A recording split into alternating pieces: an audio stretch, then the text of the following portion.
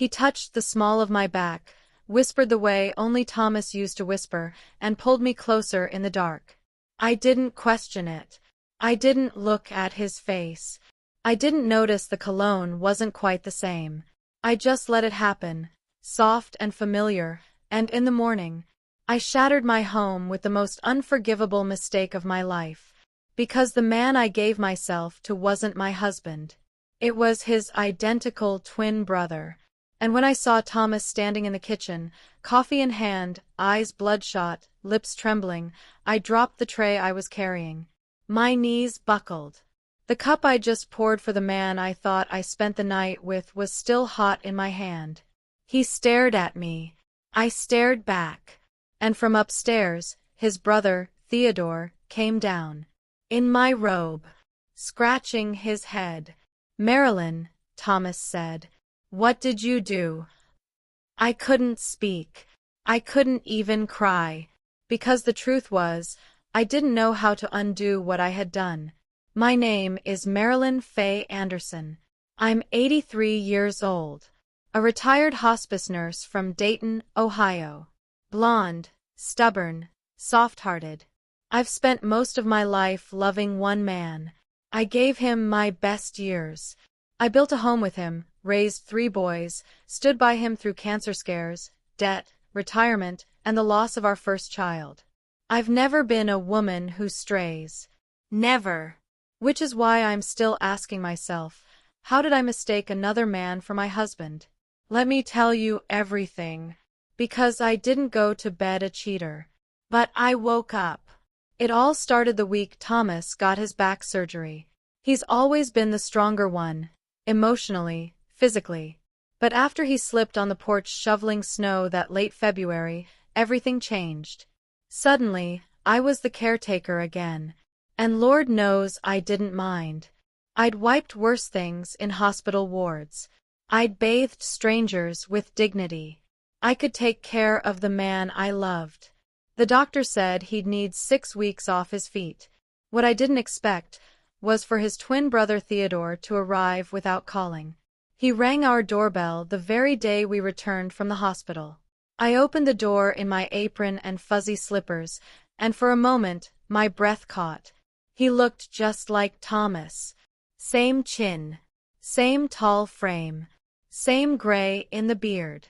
But he had a slightly crooked smile. And that old leather jacket. Thomas hated leather jackets. "I came to help," he said. "Didn't want Tom doing anything dumb while you were off chasing groceries." He'd always been the wild twin. Traveled through Europe, never married, got into a bar fight or 2. Thomas used to joke that Theo would die with a beer in one hand and a waitress in the other. I never imagined he'd die in my bed. Or rather, let me believe he was the man I married. That first week, things were fine. He was respectful. Brought over soup. Watched game shows with Thomas. Even helped me lift him into the tub a few times. But there were moments, small, harmless things, that should have warned me. Like when he complimented my perfume. Thomas never noticed that perfume. I wore it every day since 1987. Or when he said, "You still hum when you clean." I remember that. How would he know that? He hadn't been in our home in over 10 years. And then, the night everything snapped. I had just gotten Thomas to bed. He took his meds. He was drowsy, eyes half shut, and I kissed his forehead like always. "I'll be right back," I whispered. "Just checking on the laundry." I went downstairs, folded towels, sat for a while, just a moment for myself. I was tired. I didn't hear the creak of footsteps behind me. I didn't feel the shift in the air. When I returned to the room, the lights were off. The man in bed didn't speak, but he opened his arms to me. And God forgive me, I walked into them. His hand brushed my hair. He kissed the back of my neck the way Thomas used to when we were younger. There was no talking, just touch, just trust. I never knew trust could be misplaced so easily. The next morning, I woke up to a whisper. Coffee. I smiled. But when I rolled over, no one was there. I got dressed, humming like always, thinking my husband was already downstairs. I made 2 cups of coffee, one with cream and cinnamon, his favorite. And when I walked into the kitchen, there stood Thomas, in the exact same clothes I left him in the night before. Same bandage, same bruised arm, not a wrinkle moved, not a step taken. I nearly dropped the mug. He stared at me like I was a stranger. Then behind me, I heard the unmistakable sound of slippered feet descending the stairs. And before I could turn, "Morning," Theodore yawned. That was nice. The tray slipped from my hand. Thomas's mouth opened, then closed. My heart raced. My breath caught, because in that moment, everything clicked. The voice, the smell, the absence of pain in his movement, the way he pulled me so tightly when he shouldn't have been able to move at all. I had slept with the wrong twin. I had betrayed my husband. And worse, I didn't even know I had. Thomas didn't shout. He didn't curse. He just walked away. And Theodore, he smirked. As if he knew. As if this had been his plan all along. I dropped to my knees, shaking, whispering the same sentence over and over. It was a mistake. It was a mistake. It was a mistake. But no one listened. And as the front door slammed behind my husband's broken shadow, I realized the damage was done. And Theodore? He was still standing there, still watching me. And then he said something that made my blood run cold. "You always should have been mine." I slapped him. Not hard enough, not nearly, but it was the only reaction my body knew in that moment. My hand trembled in the air, and my face burned with shame, confusion, and something I didn't want to name. Theodore didn't flinch. He stood there in my robe, arms folded, smirking like he was proud of what had just happened. "You disgust me," I hissed. He leaned closer, voice calm. "You kissed me back, Marilyn. Don't act like I forced you." My stomach turned. I felt bile rise in my throat. I had never wished so badly to turn back time, to walk slower, to check his face, to not trust the scent of comfort or the warmth in the dark. But the moment had passed, and I had crossed a line I never imagined even approaching. I ran upstairs, half blind from tears. I needed to find Thomas, to explain, to fall at his feet. But when I opened our bedroom door, it was empty. His hospital bag was gone. So was his cane. He'd left me. No note. No goodbye. Just silence. That was worse than screaming. I sank to the bed. The same bed where I had ruined everything. The same sheets.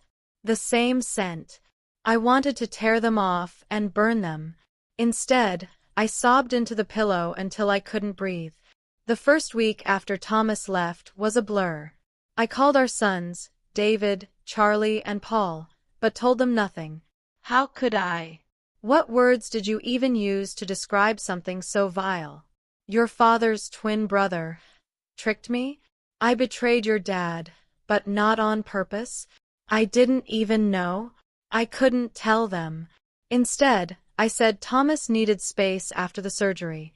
That we'd argued. That he was at his sister's in Cincinnati. A lie. A soft, trembling lie. I told it with the calm voice only a mother can fake. But inside, I was screaming. And Theodore? He stayed. He wouldn't leave. He made coffee every morning like nothing happened. Sat on the porch. Fed the cat.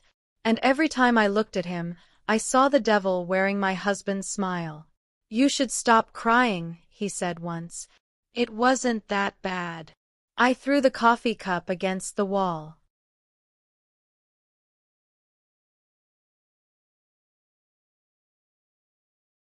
You manipulated me, I shouted. He leaned back in the chair. You were lonely.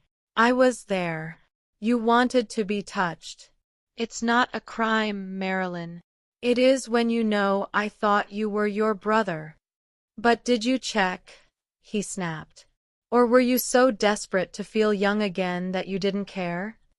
That gutted me, because I had wondered the same thing. I stopped eating for a while, slept on the couch, turned off every light in the house. I called every hospital in Dayton, then Cincinnati, looking for Thomas. No record. I even called an old friend of his, a fishing buddy named Marty. He hadn't heard from him either. It was like Thomas had disappeared. Meanwhile, I lived in a haunted house with his reflection. One night, as I lay on the couch in the dark, I heard footsteps. My heart jumped. I thought for a second, just a second, it was Thomas coming home. But no, it was Theodore. He walked in holding a glass of whiskey, wearing a smug look that made my skin crawl.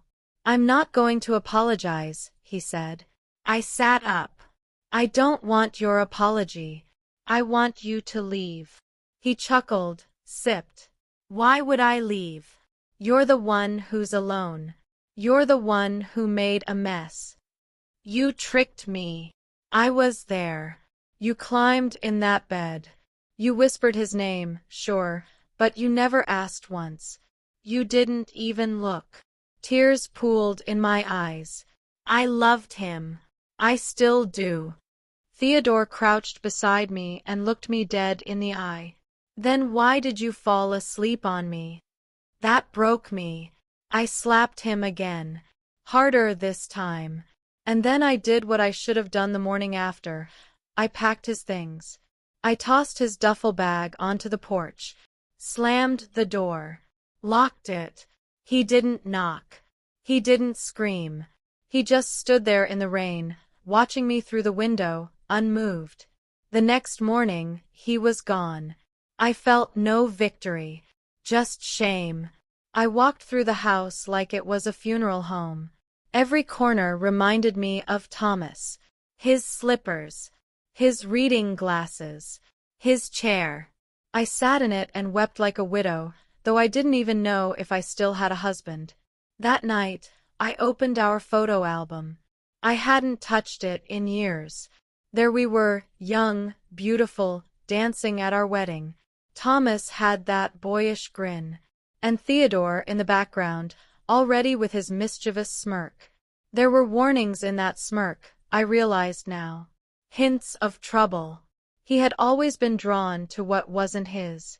But I never imagined he'd come for me. A week later, the doorbell rang. I opened it without thinking, then froze. It was David, our eldest son. Behind him, Thomas. But he wouldn't meet my eyes. He looked like a ghost. Thinner, paler. A week's worth of stubble. A hardness in his jaw I'd never seen before. Can we come in? David asked. I nodded.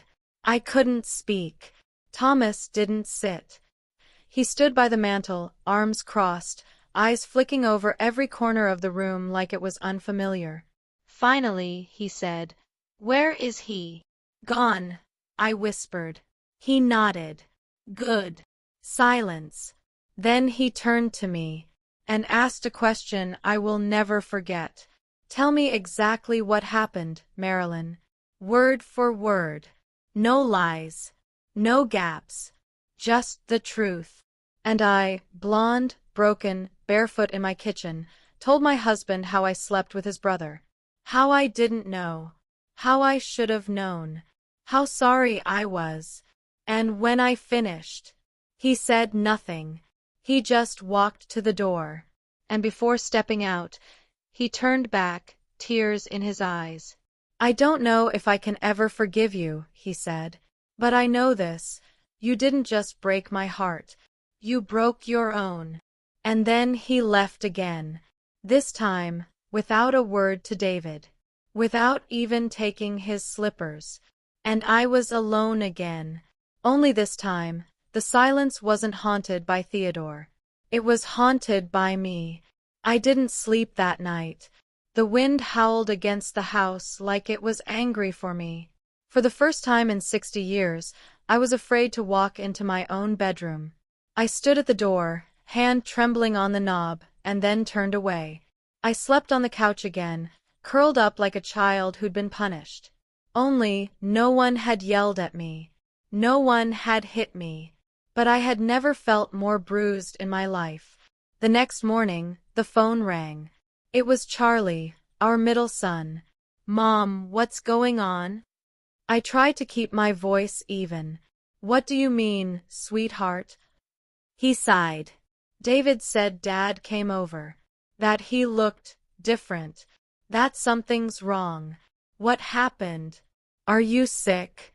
Did something happen between you and Dad?" I paused.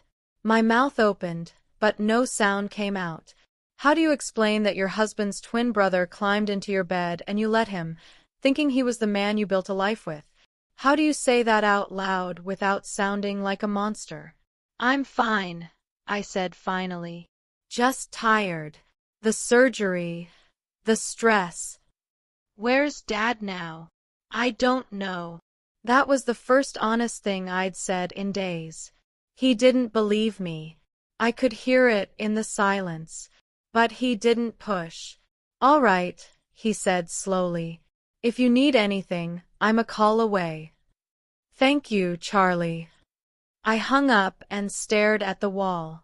And that's when I saw it, Thomas's robe, still hanging on the back of the kitchen door. I walked over to it like it was a grave marker. I held it close, breathing in the faint smell of his cologne. Irish spring and something earthy. Not like Theodore's sharp, musky scent. How did I not notice? How could I have not known?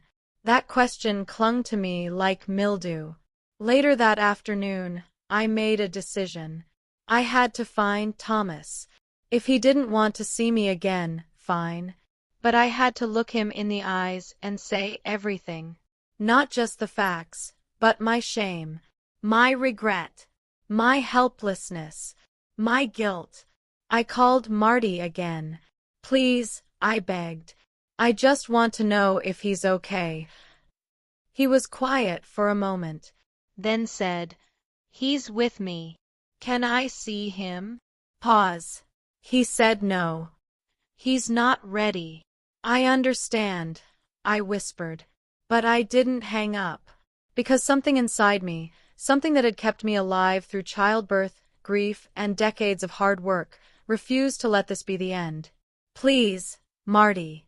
I know I hurt him. I'll never forgive myself.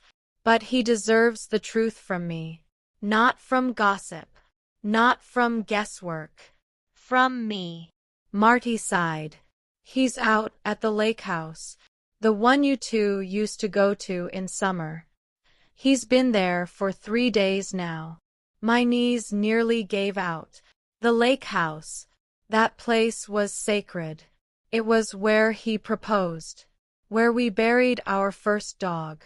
Where we spread the ashes of our daughter who passed too young. If he was there, it meant he was hurting deeply. I packed a bag. Just in case he wouldn't let me leave once I arrived. The drive took 2 hours. Every curve of the road reminded me of memories. Every pine tree, every bend near the water's edge. I gripped the steering wheel like it was a lifeline, breathing hard. When I pulled up the gravel path, his truck was there. So was smoke from the chimney. My heart leapt and sank at the same time. I stepped out. The wind slapped my face. Cold. Sharp. Honest. I walked up the porch steps, each creak like a confession. Then I knocked. No answer. I knocked again. "Thomas." "It's me." Still nothing. But I knew he was inside. I could feel him on the other side of the wood. I could almost hear his breath, steady and stubborn. "I'm not here to beg," I said through the door. "I'm not even here to make excuses." Silence. I'm here to tell you the truth. Every shameful, ugly detail. Because you gave me 60 years of loyalty. And you deserve 60 minutes of honesty. Still nothing. But I kept talking. I didn't know it was him. I swear to God. I was tired. You were in pain. I thought you were sleeping. I went down to do laundry. When I came back, the man in your bed reached for me. He smelled like you. He moved like you. And I just wanted to be close to you. I could feel my throat tightening. I didn't look. I didn't look, Thomas. I should have. I know that now. And that failure, that moment of blindness, cost me everything. Then I fell silent. And that's when the door opened. He looked tired, worn. But his eyes, those warm, gentle eyes I had fallen in love with at 19, were glassy, hard, searching. He didn't speak. I stepped inside. The fire crackled behind us. The room smelled of cedarwood and bitter coffee. I didn't come here to be forgiven, I said. I came to carry my guilt in front of you. If you never want to come home again, I'll understand. He sat down, rubbed his temples. When did you know it wasn't me? He asked quietly. The next morning, when I saw you standing in the kitchen, fully dressed, bandaged. You hadn't moved. He nodded slowly. I swallowed. I can still hear your voice when you said, "What did you do?" He looked away. I did something that shattered our home, I whispered. But I didn't fall out of love with you. Not even for a second. Silence. Then he asked, "And Theodore?" He stayed. Until I threw him out. Thomas clenched his jaw. He always took what wasn't his. I should have known better. No, he said suddenly. He should have.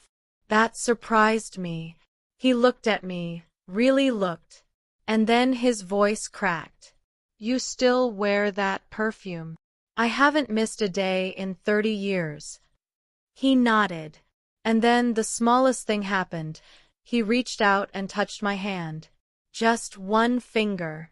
Light as a breath. And I burst into tears. Not because it meant forgiveness, but because it meant maybe, just maybe, this wasn't the end. But then, the door slammed open behind us. We both turned. And standing in the frame, soaked from the rain, eyes blazing with something dangerous, was Theodore. I thought I told you to leave her alone, Thomas growled. Theodore smirked, stepping forward.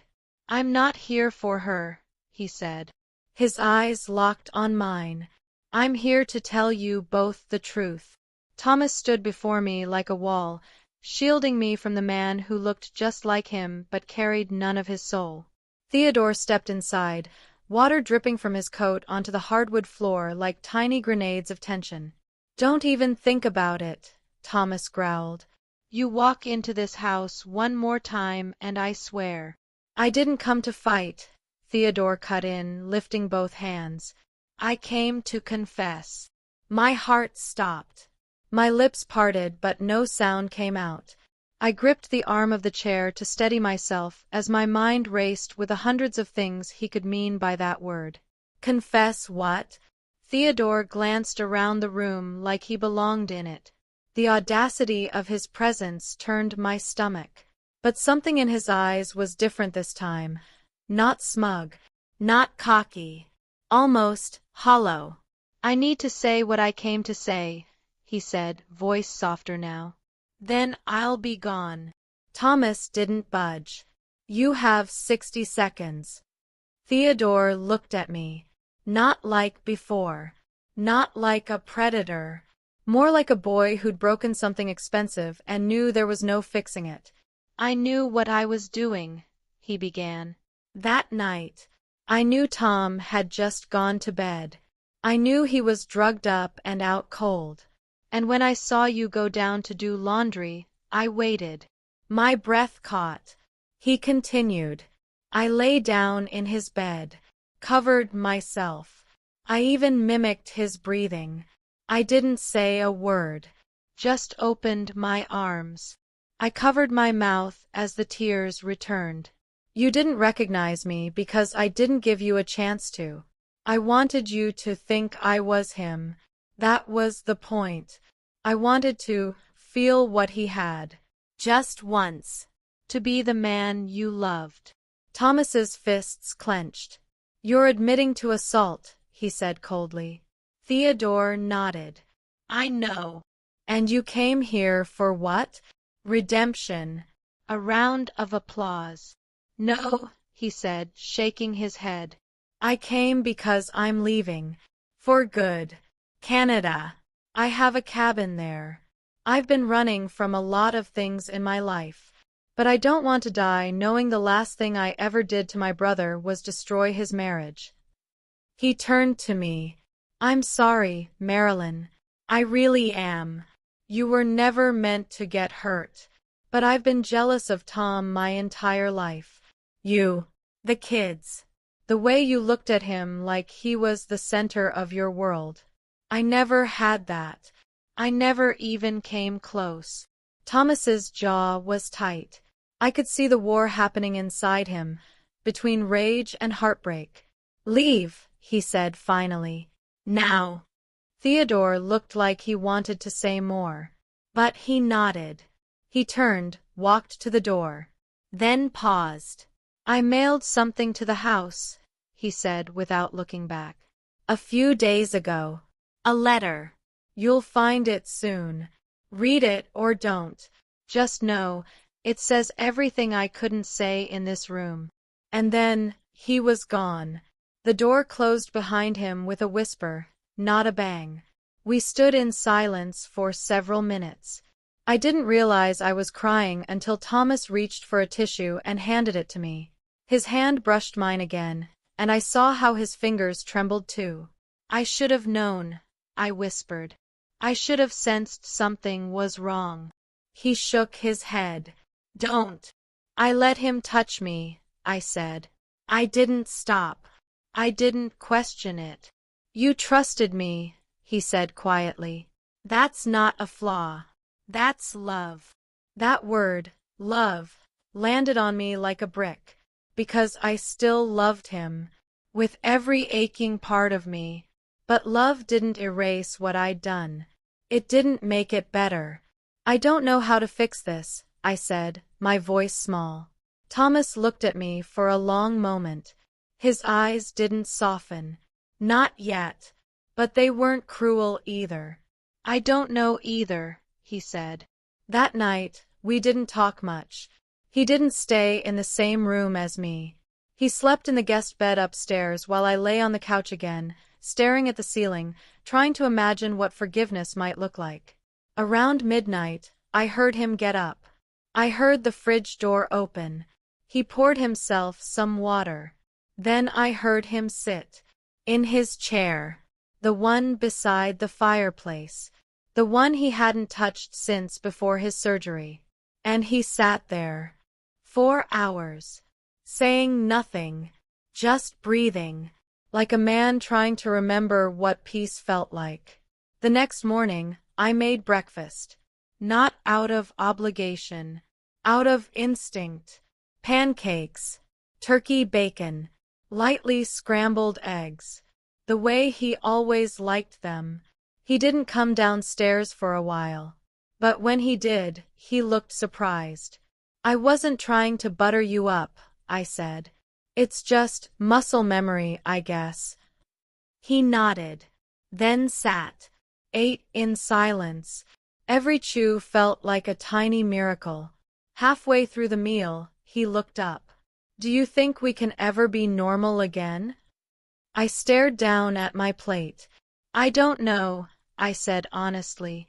But I'll spend the rest of my life trying if you let me. He didn't smile. But he reached across the table and took my hand. And for now, that was enough. Later that afternoon, a letter arrived. Postmarked from Dayton. It was Theodore's handwriting on the front. I almost threw it away, but Thomas stopped me. "Let's read it," he said. "Together." We sat down in the den. I opened the envelope with shaky fingers. Inside was a single page, typed, and it read, "Thomas, Marilyn, this will be the last you hear from me. By the time you read this, I'll be far from Ohio. I don't expect forgiveness, but I need you to know, what I did wasn't about you. It was about me, my weakness, my emptiness, my inability to accept that I never got to be the man who was loved the way Tom was. The way you loved him, Marilyn. I wanted it for myself. Just once. Even if it was stolen. I see now what that cost. And I'll carry that with me. I hope in time you can rebuild what I helped destroy. I hope you can find each other again, not through guilt, but through the truth of who you've always been. A team. A home. Goodbye. Theodore. I folded the letter. I looked at Thomas. "I don't know what to do with that," I whispered. "Neither do I," he said. And for once it was okay not to know. We were broken, but we were still we. And that meant there was still hope. But just when I thought we might finally have a chance to heal, our youngest son, Paul, called. And the words he said on the phone would change everything again.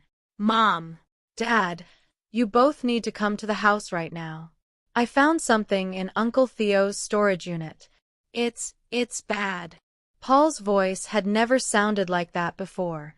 Shaken, urgent, fragile. He didn't explain much over the phone, only that he had gone to clear out some items from a storage unit Theodore had left unpaid. Apparently, the rental company had called Paul after finding his number listed as an emergency contact. Why Theodore would list our son was already suspicious enough. But what Paul found inside, that was worse. "He left behind boxes," Paul said, breathless. "And notes. And Mom, he has photos." Thomas stood beside me, eyes narrowing. "What kind of photos?" "I don't want to say over the phone," Paul whispered. "Just get here. Please." I hung up the phone slowly. Thomas and I stared at each other in silence. Then he grabbed his coat. The drive to Paul's house was long, winding through thick trees and small neighborhoods. Thomas didn't speak much. His hands gripped the wheel like it was the only thing tethering him to the moment. My heart pounded the entire way. What could Theodore have left behind? And why would he involve Paul?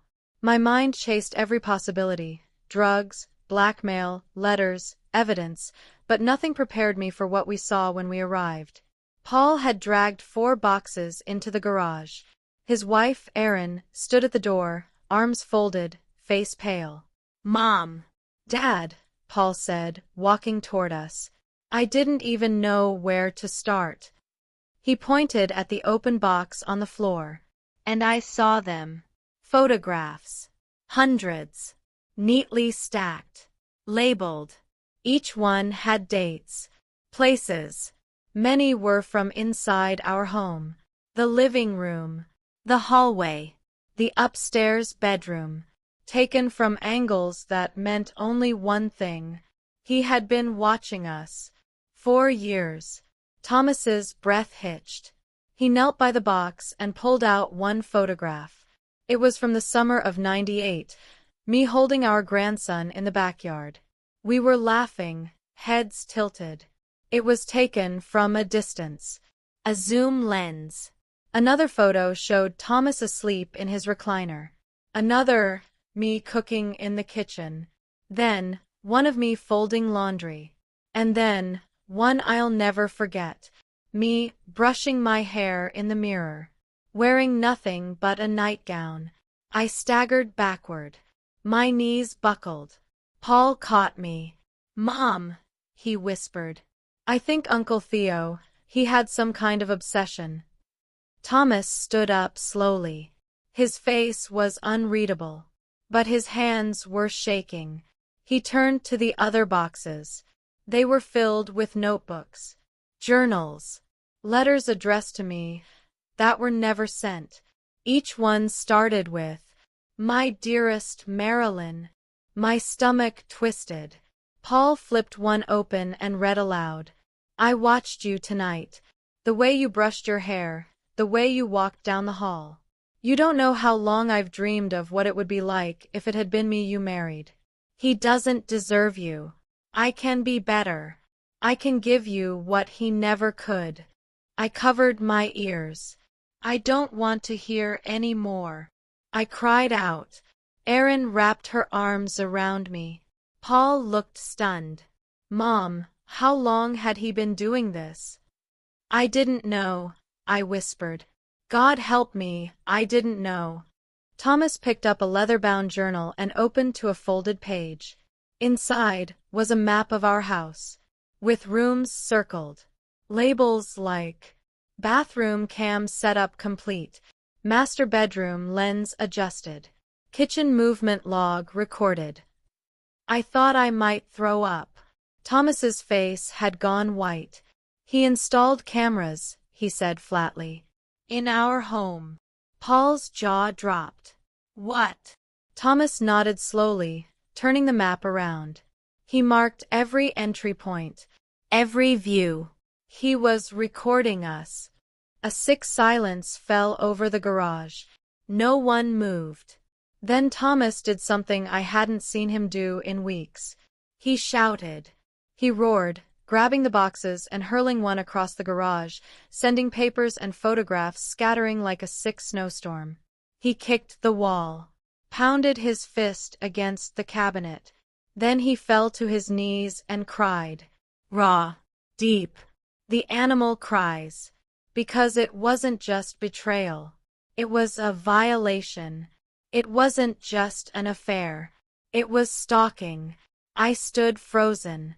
My mind replays every bath I've taken, every moment I thought I was alone, every night I hummed to myself while dressing, every time I thought I was safe. And he'd been watching me, obsessed, coveting. I felt dirty, exposed, like my very memories had been stolen from me. Thomas stood slowly, his hands bloody from punching the wall. "We're calling the police," he said. Paul nodded. "Already did. They're on their way." Thomas looked at me. "We have to go home. Now." We drove back in silence. The air was thick with disbelief. When we arrived, Thomas stormed inside and began searching. He checked vents, smoke detectors, behind mirrors. Every spot Theodore might have used.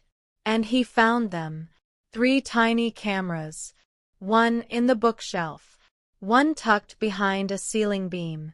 And one, worst of all, inside the bathroom light fixture. I nearly collapsed. He'd been watching us for years. And I had let him in. Fed him. Trusted him. Let him sleep in my house. And that night, the night I mistook him for Thomas, had he planned that? Had he waited years for that moment? Thomas sat at the kitchen table, trembling. "I let my brother into our home," he whispered. "I thought he had changed. I thought maybe time had softened him." He looked up at me with tears in his eyes. "But he was grooming you, Marilyn. Slowly, quietly. 4 years. I covered my face and sobbed. Because the truth hurt worse than anything I'd ever lived through. Worse than the betrayal. Worse than the mistake. The truth was, I had been prey. And my predator wore my husband's face. The police came. They took everything. Boxes, photos, journals. They promised to issue a warrant and alert Border Patrol in case Theodore tried to leave the country. But it didn't matter. He was already gone. And the damage had already been done. That night, Thomas didn't sleep upstairs. He didn't sleep on the couch either. He stayed at the kitchen table. Sat in the dark. Eyes open. staring at nothing, and around 3 a.m., he whispered something I barely heard. He took everything from us. I walked over, laid my hand gently on his, and whispered back, "No." He tried to, but we're still here. And just as I thought maybe we could start healing, the doorbell rang. And when I opened it, there stood a young woman, early 30s, holding a baby, tears in her eyes. And she said, "Are you Marilyn Anderson? I think Theodore is the father of my child."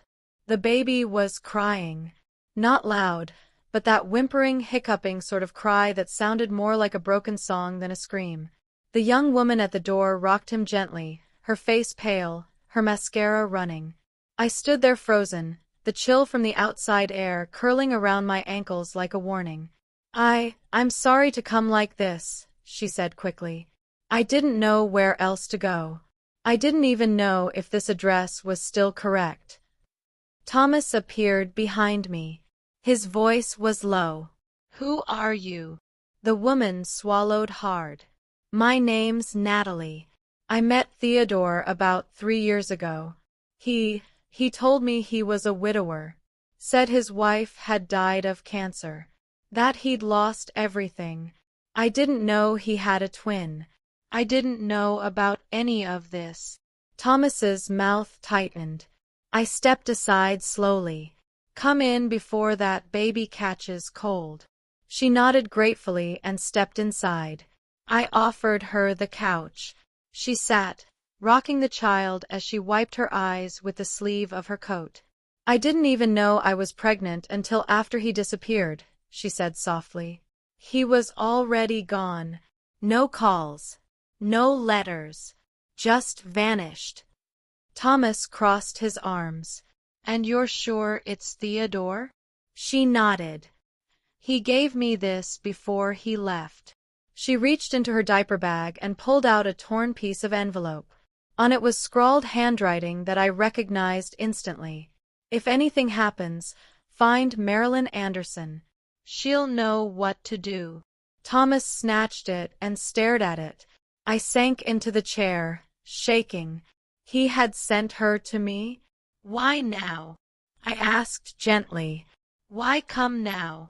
"I saw him," she said. "On the news. That storage unit story. It was on a local bulletin board online. There was a photo of the journals. I saw his handwriting. It was the same." Thomas and I exchanged glances. "We don't know where he is now," Thomas said. "He's on the run. The police are looking for him." Natalie nodded. "I'm not here for him.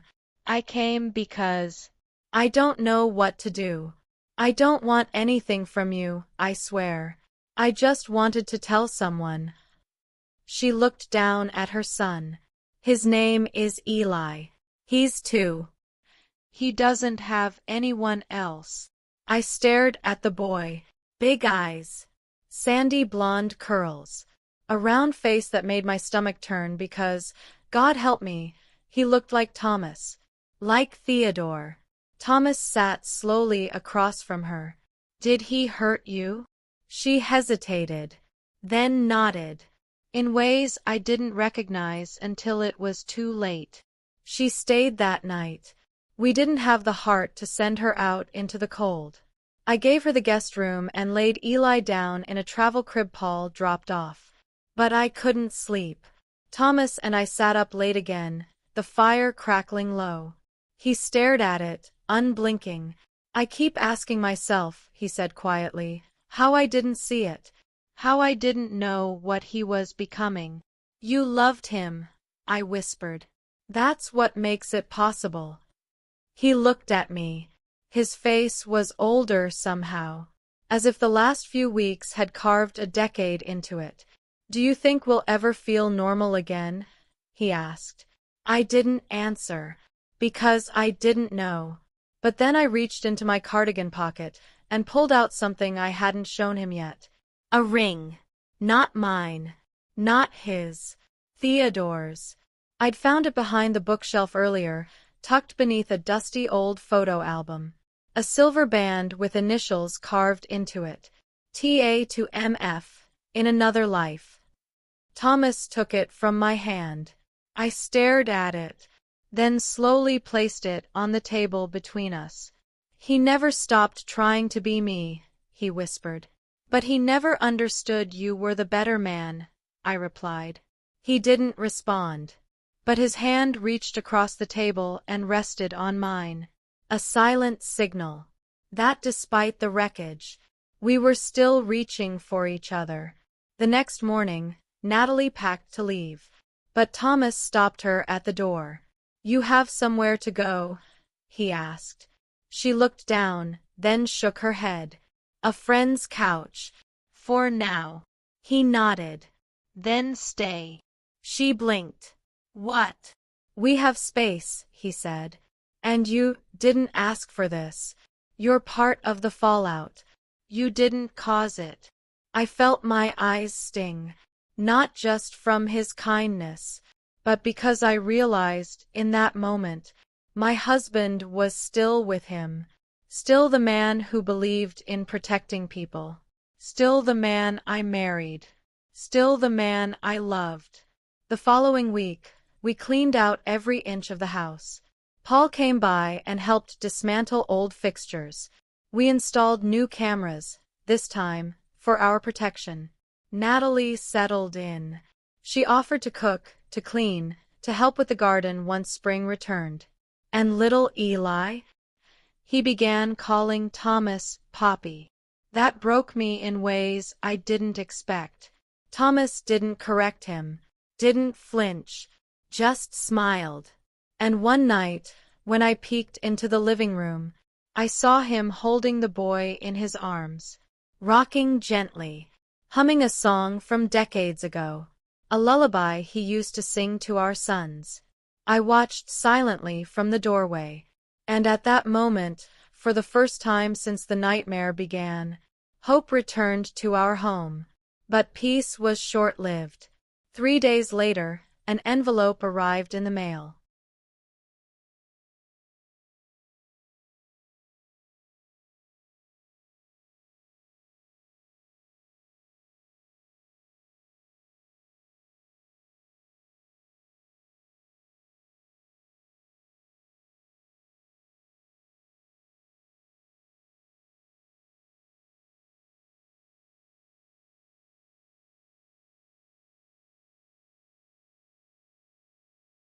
No return address. Inside, one single photograph.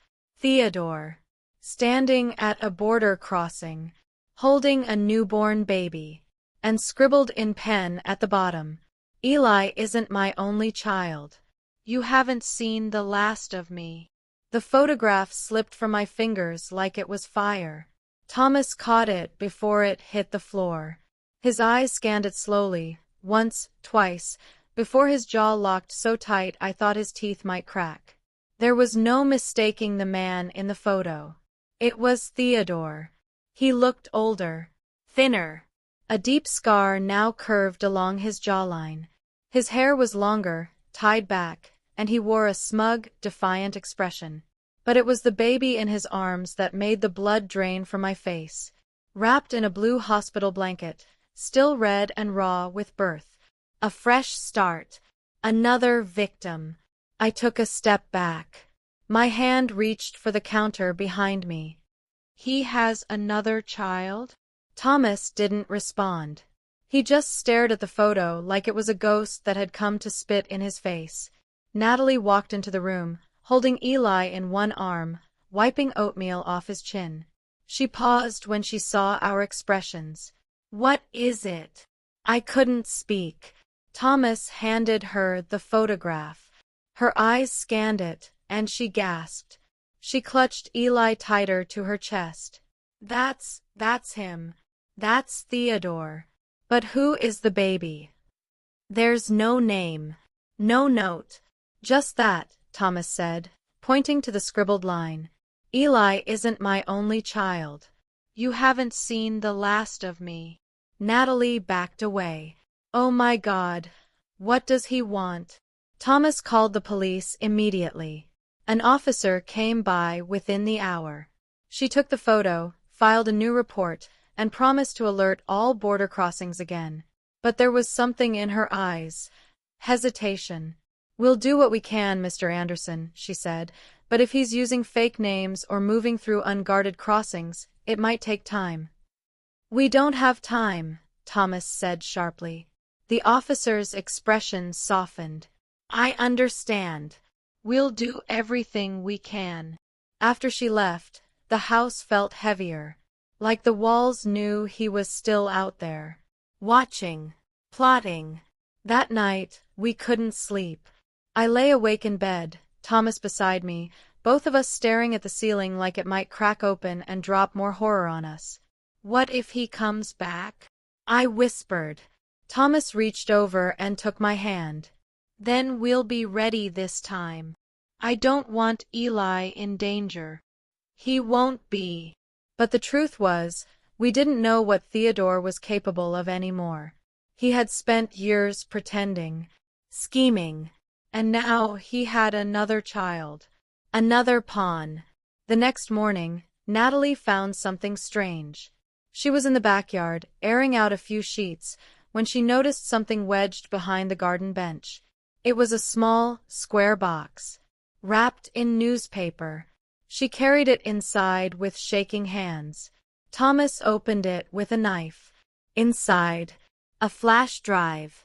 No note, no markings, just a black USB stick. We plugged it into Paul's old laptop.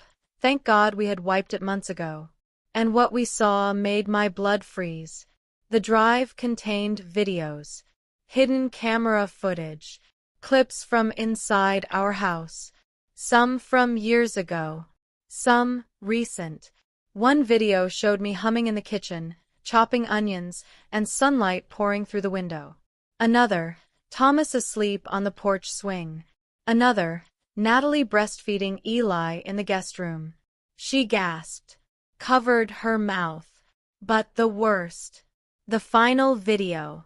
It was from the night of the incident.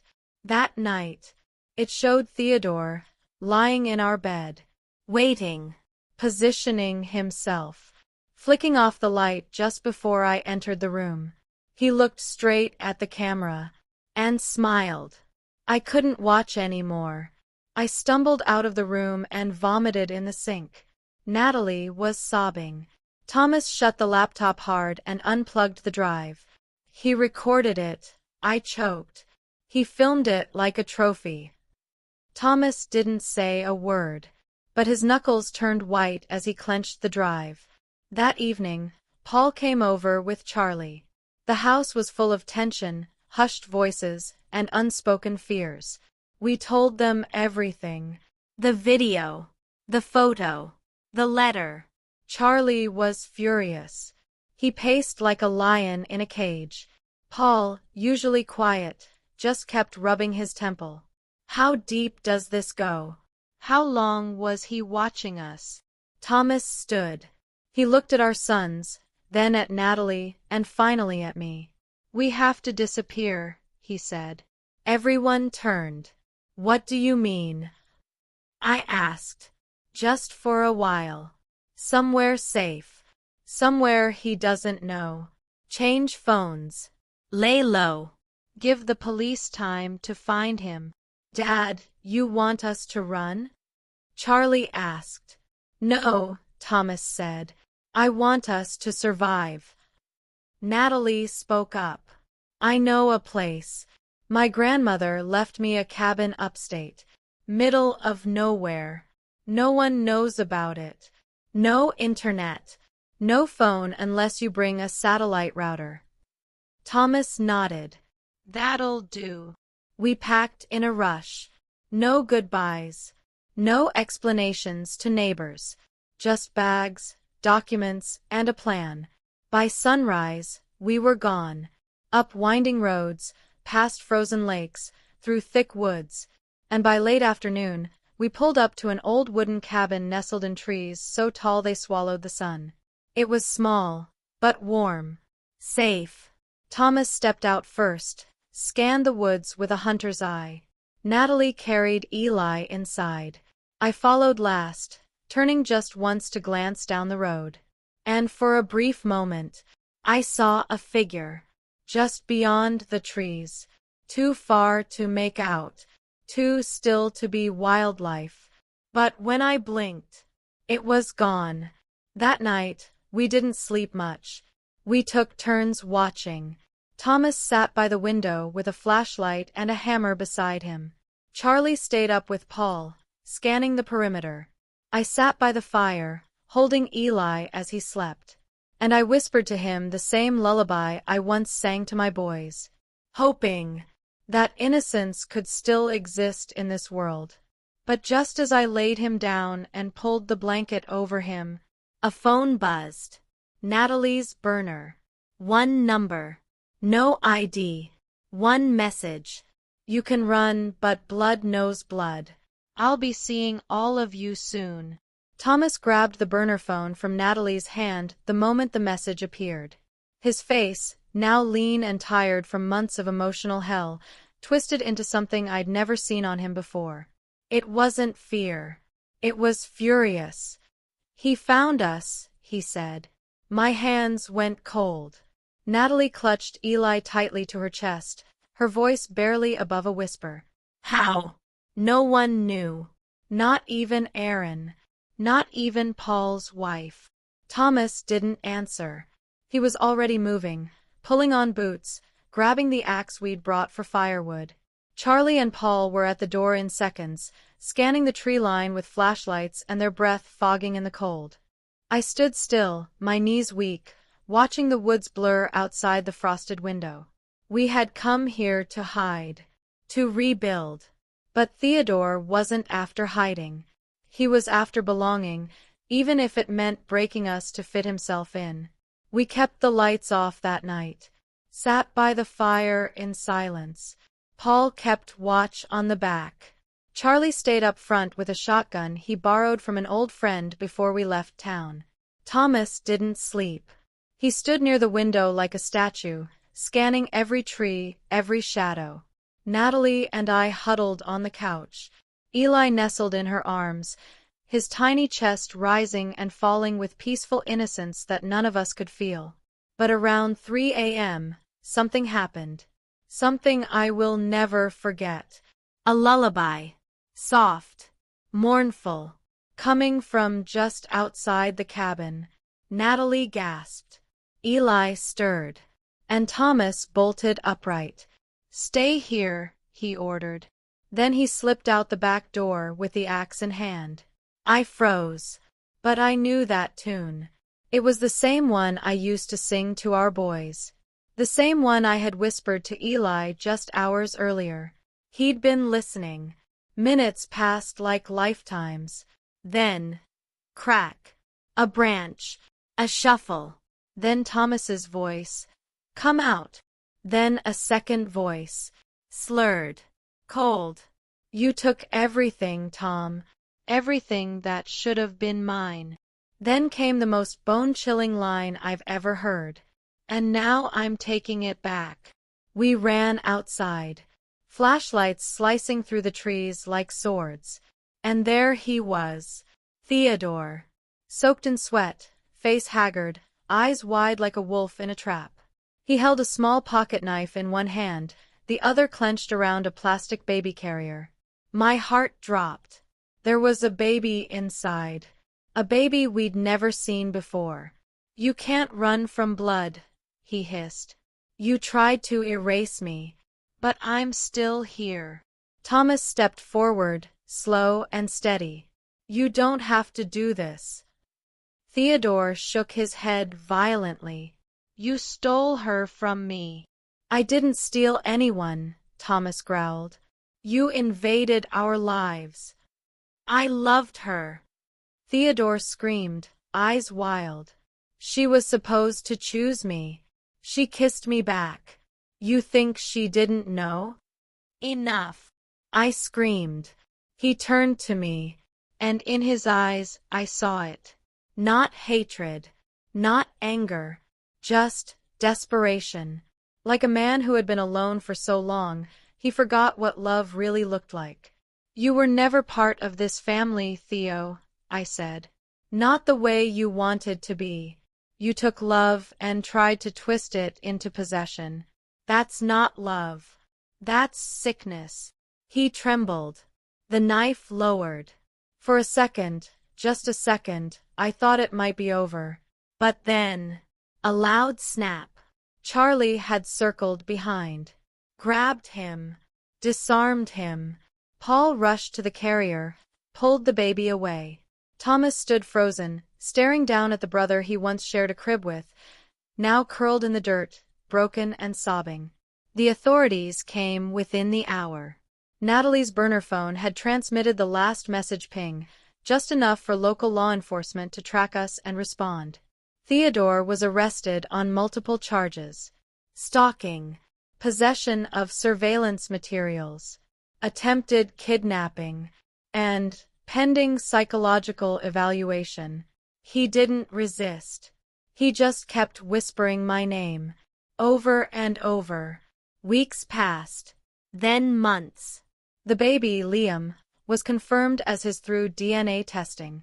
The mother, a young woman from Canada, came forward after seeing the arrest on the news. She relinquished custody, said she was overwhelmed, had been coerced, and needed help herself. Natalie, despite everything, asked to adopt Liam. And Thomas agreed. We brought him home, just like we did with Eli.